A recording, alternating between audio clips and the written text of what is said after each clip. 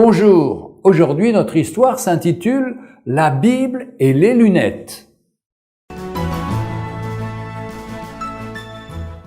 Un pasteur qui rendait visite à une dame âgée fut amené à lui demander si elle possédait une Bible. « Oh, monsieur le pasteur, lui dit-elle, comment pouvez-vous me poser une telle question?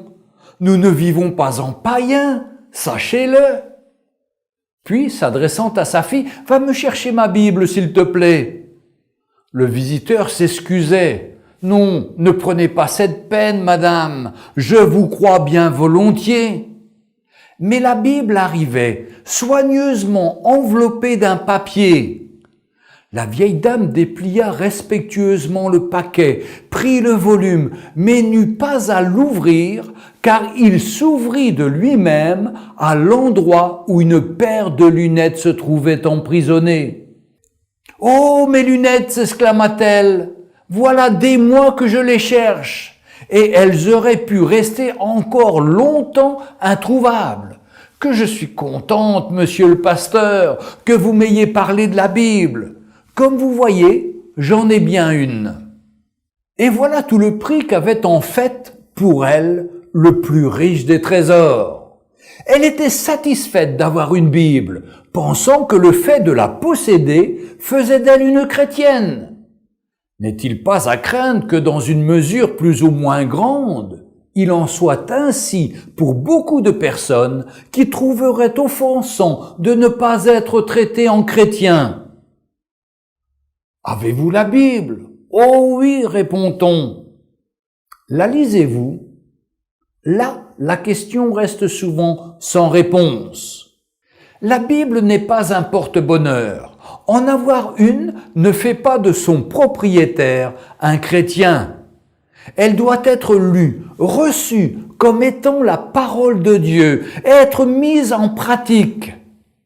Celui qui possède une Bible sans l'ouvrir ressemble à un malade qui possède une ordonnance médicale bien rangée dans un tiroir et ne fait pas la démarche de se procurer les médicaments prescrits.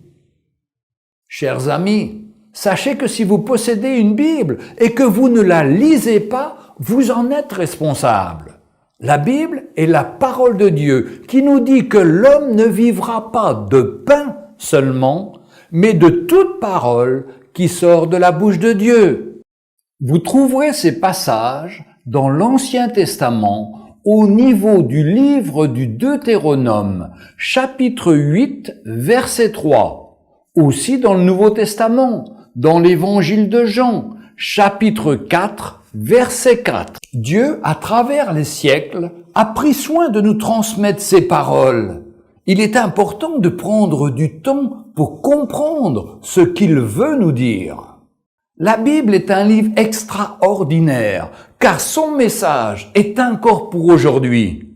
Je peux y trouver les réponses à mes questions sur le but et le sens de ma vie, sur le mariage, la famille, l'éducation des enfants, le pardon, l'utilisation de mes finances, la souffrance, la peur, l'avenir, etc., etc.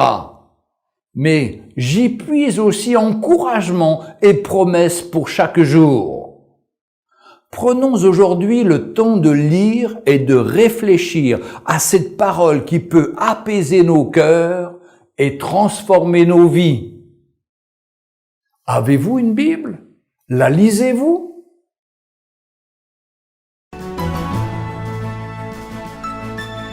Retrouvez Un jour une histoire sur www.365histoire.com.